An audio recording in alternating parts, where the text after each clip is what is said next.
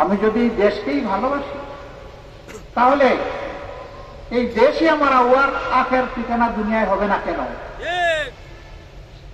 দেশকে যদি ভালোবাসি, তাহলে আমি দেশের সাধারণ মানুষের টাকা চুরি করব কেন? আমি কেন চাঁদাবাজি করব? আমি কেন দখল বাণিজ্য করব? আমি কেন মামলাকে মানুষকে হয়রান করে মামলা বাণিজ্য করব? কেন মা বোনদের গায়ে হাত দেব?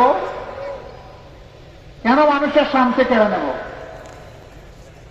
যারা এইভাবে দেশের মানুষকে, সারা দেশকে একটা কারাগারে পরিণত করেছিল, আপনারাই বলুন, তারা কি দেশকে ভালোবাসে? যদি দেশকে তারা ভালোবাসতেন, পালাবদলের পরে তারা সাহস করে দেশেই থাকতেন। তারা কি থাকছেন? থাকলেন নাই। যখন দেশ থেকে যখন পালিয়ে গেলেন, এমনকি আপনাদের নেতারা কর্মীরা আফসোস করে বলল, হায় আপনি এমনটি করে চলে যাবেন, একটিবারও বললেন না। আপনি যখন এমনটি করেই চলে গেছেন, তো এখন ওখানে থেকে ফুসফাস করেন কেন? এ জাতি তো আপনার শাসনে যা পাওয়ার পেয়ে গেছে। এখন জাতিকে যে দুঃশাসন উপহার দিয়েছেন, এখন আপনার পাওনাটা দেখার জন্য জাতি অপেক্ষা করছে। এটা ঠিক। এই দেশকে, দেশের মানুষকে ভালোবাসে। এই জন্য আমরা বলেছিলাম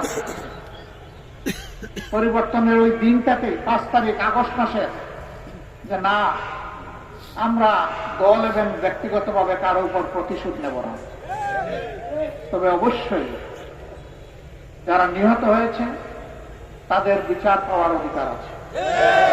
আল্লাহ তাআলা খুনের বদলা খুন নির্ধারিত করে দিয়েছেন। খুনিদেরকে বিচারের মাধ্যমে অবশ্যই ফাঁসের রশিতে ঝুলতে হবে। এটি ন্যায় বিচারের দাবি। তাহলে ভবিষ্যতে এইভাবে নিরীহ মানুষকে আর কেউ খুন করার সাহস করবে। তবে এর সবচেয়ে বড় দায় হবে সুপিরিয়র কমান্ড রেসপন্সিবিলিটি যার, তার উপরে।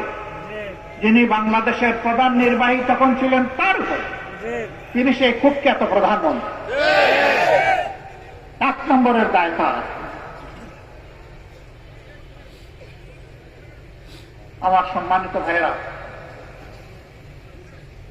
তারা তো দেশটাকে সর্বনাশ করবে। এখন আমরাও কি বাকিটা শেষ করে দেব?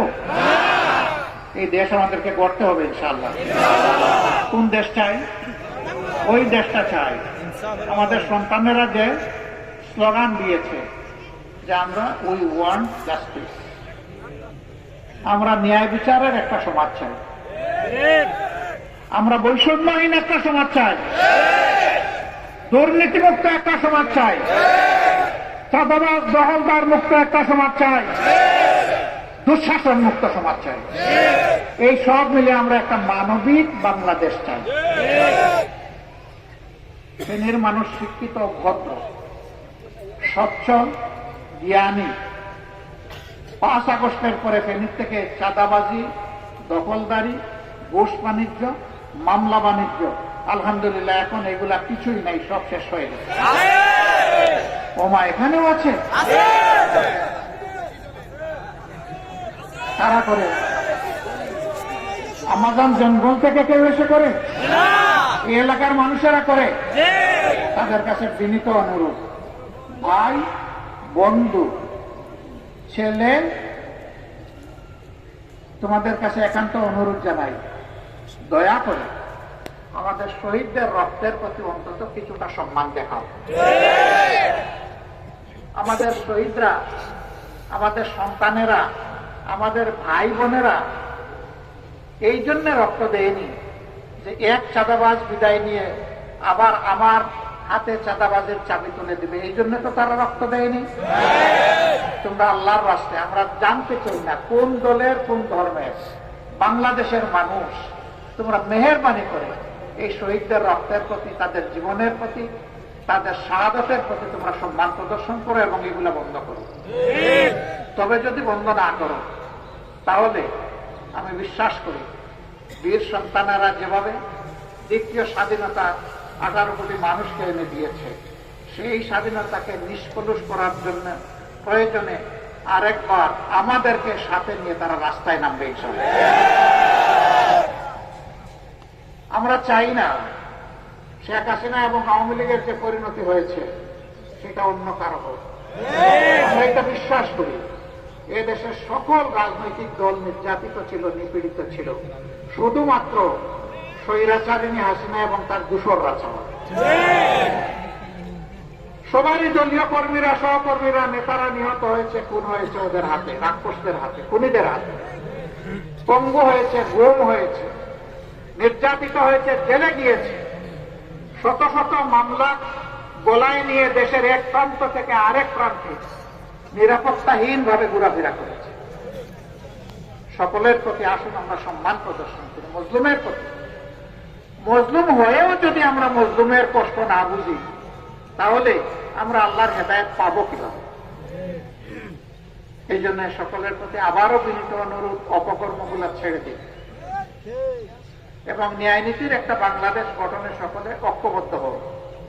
সবার হাত আমরা একটা জায়গায় নিয়ে আসি। আমরা অঙ্গীকার করি এই দেশে আমরা দুর্নীতি করতে দিব না এবং দুঃশাসনও ফিরে আসতে দেব না। যদি আমরা অঙ্গীকার করতে পারি ইনশাআল্লাহ সেই সাম্যের সুন্দর মানবিক বাংলাদেশ আমরা গঠন করতে পারব। জামাত ইসলামের পক্ষ থেকে আপনাদেরকে একটু আবেদন জানাতে চাই। আমরা মজলুম ছিলাম, আমরা আমাদের উপর দুঃখ কষ্ট না হয়ে ভুলেই গেলাম, কিন্তু আমাদের জাতিটা ভালো থাকুক এটা আমরা চাই।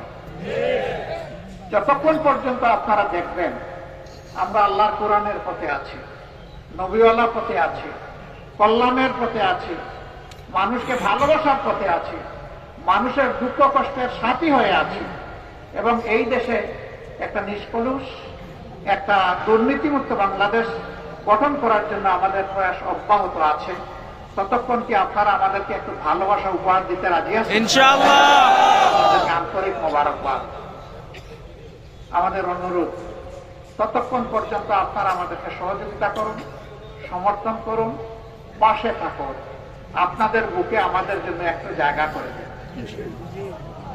তবে যদি দেখেন দেশ এবং জাতির কোন ক্ষতির কাজে আমরা লিপ্ত হয়ে গেছি তাহলে আপনার শক্ত হাতকে আরো শক্ত করে আমাদের হাত অবশ করে দেবেন, যে সকলে যেমন তেমন হোক, আপনারা কোনো অন্যায় করবেন এটা আমরা বরদাস্ত করি না। যদি আপনারা এই দুইভাবে আমাদেরকে সাহায্য করেন, নেক কাজে সঙ্গী আর ভুল করলে সংশোধন, এই জায়গায় যদি আপনারা সতর্ক থাকেন ইনশাআল্লাহ একটা মানবিক বাংলাদেশ আমরা সবাই মিলে করতে পারবো ইনশাআল্লাহ। দরবারে সেই তৌফিক কামনা করছি। আমিন। এখানে আপনাদের সাথে আছেন ফখরুদ্দিন মানিক আছেন, আমাদের মিসবাহ সাঈদ আছেন, উপজেলা আমির আছেন, জেলা আমির আছেন। আমাকে হয়তো সবসময় আপনারা একেবারেই পাবেন না, কিন্তু ওনাদেরকে সবসময় পাবেন। আপনাদের সুখ দুঃখের অংশীদার তাদেরকে করবেন। আপনাদের সুখের সময় যদি আমাদেরকে দাওয়াত না দেন কোনো আপত্তি নাই, কিন্তু দুঃখের সময় যেন আমরা খবরটা পাই, আমরা যেন আপনাদের দুঃখের অংশীদার হতে পারি। আল্লাহ যেন আমাদেরকে এই তৌফিক দান করেন। আমিন। এই সুযোগটা আপনারা দিবেন তো ইনশাআল্লাহ। আমরা আল্লাহর কাছে দোয়া করি আল্লাহ যেন সকল দুঃখ কষ্ট থেকে আপনাদেরকে মুক্ত রাখেন, কিন্তু তারপরেও আল্লাহ দুঃখ কষ্টকে অনেক সময় নিয়ামত হিসাবে বান্দাকে দান করেন, তার ধৈর্যের পরীক্ষা নিয়ে তার মান মর্যাদা বাড়ানোর জন্য। এরকম কিছু হলে আপনারা আশ্বস্ত করলেন যে আমাদেরকে আপনারা স্মরণ করবেন, পাশে রাখবেন, পাশে থাকার সুযোগ দেবেন। আপনারা দিবেন তাই না? একটু দুর্বল ইনশাআল্লাহ। মাশাআল্লাহ মাশাআল্লাহ। আপনাদেরকে অনেক অনেক ধন্যবাদ। আল্লাহ তাআলা দাগনভূঞাবাসী, ফেনীবাসীর মর্যাদাকে বৃদ্ধি করে দেন। এখানে সোনাগাজীর ভাইয়েরও আশপাশ থেকে হয়তো আওয়াজ শুনে তারাও এসেছেন, তাদেরকেও ধন্যবাদ। যারাই কষ্ট করে এসেছেন আমি মনে করি আমাদের ভালোবাসায় এসেছেন, তাই না? এই ভালোবাসাটি কার জন্য? এই ভালোবাসাটি কার জন্য? যে আল্লাহ তুমি সাক্ষী থাকো, তোমার জাতের কসম আমাদের সমস্ত ভালোবাসা শুধু তোমার জন্য। হে রব, হে প্রভু পরওয়ারদিগার, মেহেরবানি করে আমাদের এই ভালোবাসাটাকে তোমার মায়ার জান্নাতে পৌঁছে দিও। সেখানে আমরা এরকম মহামিলনে মিলতে চাই। আল্লাহ যেন কবুল করেন। আসসালামু আলাইকুম ওয়া রাহমাতুল্লাহ। বাংলাদেশ জিন্দাবাদ, বাংলাদেশ জামাতে ইসলামী জিন্দাবাদ। আমরা আমাদের দাগনভূঞা, সোনাগাজী সংসদীয় 3 নং আসনের আজকের এই উপস্থিতিকে বাংলাদেশ জামাত ইসলামী ফরিদপুরের পক্ষ থেকে আন্তরিক ধন্যবাদ, মোবারকবাদ। আমাদের মুহতারাম আমির জামাত এর আল্লাহ তাআলা যাতে হায়াতের মধ্যে বারাকা দান করে, যোগ্যতা আরো বাড়িয়ে দেয়। আমির জামাতের নেতৃত্বে আমরা বাংলাদেশের এমন একটি সমাজ বিনির্মাণ করতে চাই যেখানে সকল মানুষের অধিকার প্রতিষ্ঠা হবে। আমরা একটু পরে যাব, মেহমানদেরকে আগে যাওয়ার জন্য সুযোগ